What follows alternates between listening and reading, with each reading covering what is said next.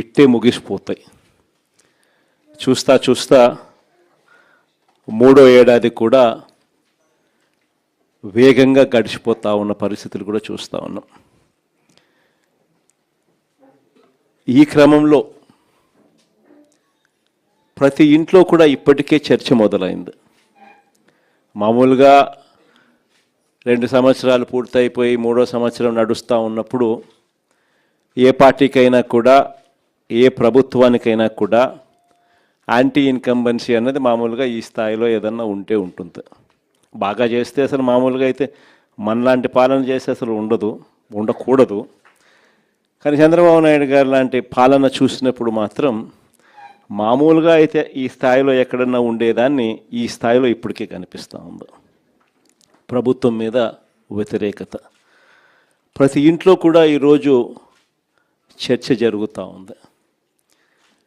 5 సంవత్సరాల మన పాలనను ఈరోజు కంపేర్ చేస్తూ ఉన్నారు. చంద్రబాబు నాయుడు గారి ఈ 3 సంవత్సరాల ఈ పరిపాలనకు సంబంధించిన పరిపాలనతో మన పాలనకు చంద్రబాబు నాయుడు గారి పాలనకు మధ్య తేడా చూస్తూ ఉన్నారు. గవర్నెన్స్ చూస్తే అక్కడ జగన్ ఉన్నాడు, వైఎస్ఆర్ కాంగ్రెస్ పార్టీ ఉంది. ఇక్కడ చంద్రబాబు నాయుడు ఉన్నాడు, వెన్నుపోటు పార్టీ ఉంది. తేడా అల్లా కేవలం ఒక మనిషే. కానీ పరిపాలన చూస్తే ఆ రోజు మన 5 సంవత్సరాల పాలనలో ఈరోజు ప్రతి ఇంట్లో కూడా చర్చ జరిగేది ఏమిటి అని అంటే, జగన్ ఎలా చేయగలిగాడు, చంద్రబాబు నాయుడు గారి పాలనలో ఎందుకు జరగడం లేదు అన్న చర్చ ప్రతి ఇంట్లో కూడా జరుగుతూ ఉంది. మన పాలనలో ఈ రోజుకి కూడా ఒక కార్యకర్తగా సగర్వంగా ప్రతి ఇంటికి మనం పోగలుగుతాం, చిరునవ్వుతో పోగలుగుతాం. మన ఎన్నికల మేనిఫెస్టో 99% పూర్తి చేసిన ఏకైక పార్టీ ఏదైనా ఎప్పుడైనా ఈ రాష్ట్రంలో ఉంది, దేశంలో కూడా బహుశా ఎక్కడైనా ఉంది అని అంటే అది వైఎస్ఆర్ కాంగ్రెస్ పార్టీ అని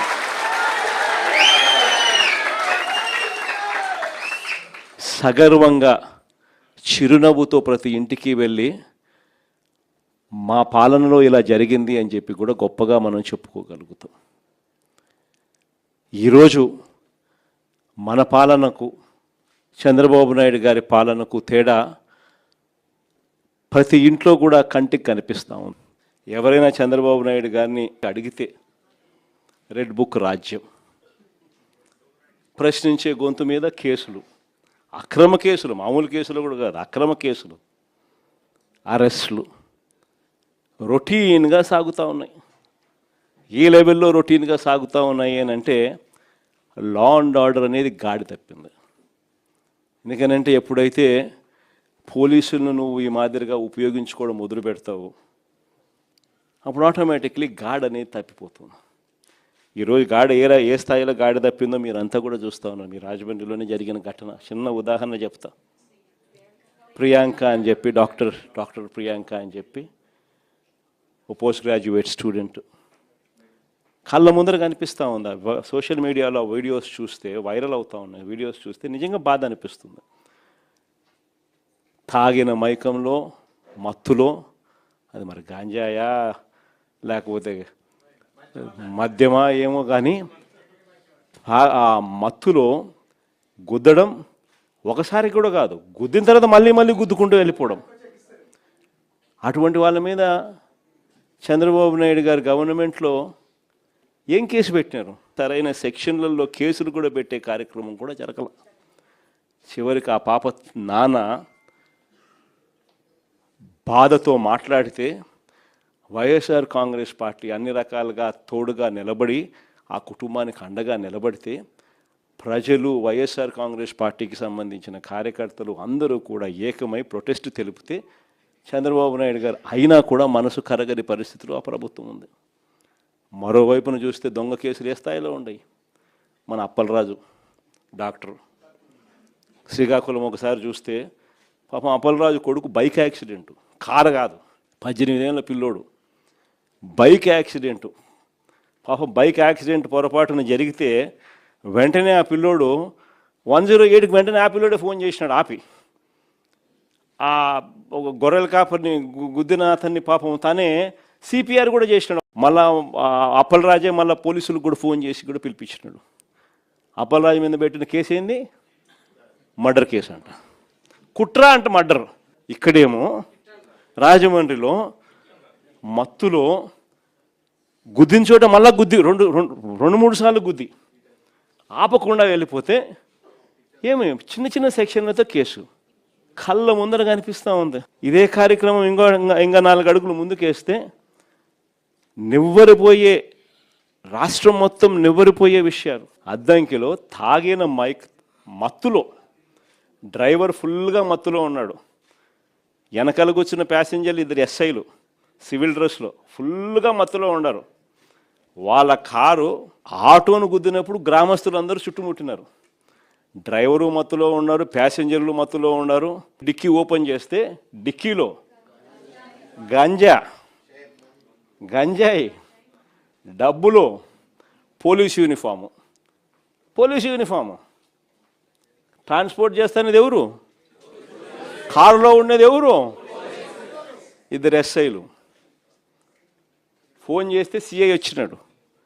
సిఐ వచ్చి ఏం చెప్తాడు? వీడియో తీయాకంటాడు. వీడియో తీస్తే కేసులు పెడతామంట. ఆ ఎస్ఐని సీన్ నుంచి తప్పించింది ఎవరు? తెలుగుదేశం పార్టీకి సంబంధించిన నాయకులు, వాళ్ళ కారు. ఇంతవరకు కేసులే, ఇంతవరకు గతిలే, అతిలే. కేసే లేదు, గతి లేదు, అతి లేదు. అసలు ఇది జరిగింది అన్నది కూడా ప్రజలు మర్చిపోవాలా అని చెప్పి ఆలోచనతో దాన్ని పక్కదోవ పట్టించే కార్యక్రమాలు కళ్ళ ముందర కనిపిస్తూ ఉంది. రాష్ట్రంలో జరుగుతూ ఉన్న ఘటన. నిన్ననేమోను తాడిపత్రిలో గోవా నుంచి లిక్కర్ 1 బాటలు కాదు, 2 బాటలు కాదు, లారీలు. దాని ముందు ఏం చూసినాం? తంబెల్లపల్లిలో తెలుగుదేశం పార్టీకి పోటీ చేసిన వ్యక్తి. దాని ముందు ములకల చెరువులో ఏకంగా లిక్కర్ మ్యానుఫ్యాక్చరింగ్, కుటీర పరిశ్రమ పెట్టి లిక్కర్ మ్యానుఫ్యాక్చరింగ్. వీళ్ళే లిక్కర్ షాపులు, వీళ్ళే బెల్ట్ షాపులు, వీళ్ళే లిక్కర్ షాపులు. డిస్ట్రిబ్యూషన్ మొత్తం వీళ్ళే. ప్రతి 5 బాటళ్లలో 1 బాటలు కల్తీ బాటలు.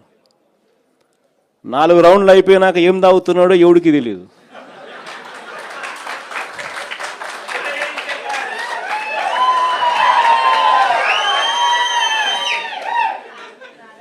లిక్కర్ షాప్ పక్కనే పర్మిట్ రూము, లిక్కర్ షాప్ పక్కనే పర్మిట్ రూములు. పర్మిట్ రూముల్లో లూజ్గా మందు అమ్మడం, మందుతో పాటు బజ్జీలు పెట్టడం. 4వ రౌండ్ తర్వాత వాడు ఏం పోస్తున్నాడో వీళ్ళకు తెలియదు, పోసేవానికి తెలియదు. ప్రతి 5 బాటల్లో 1 బాటలు కల్తీ బాటలు, ఎంఆర్పి కన్నా ఎక్కువ రేటు. ఈరోజు రాష్ట్రంలో ఏం కనపడతా ఉందనంటే, ఈరోజు మట్టి mafia, liquor mafia, sand mafia, అధిక ధరలకు పీపీఏలు, ప్రభుత్వ ఆస్తులను పప్పులకు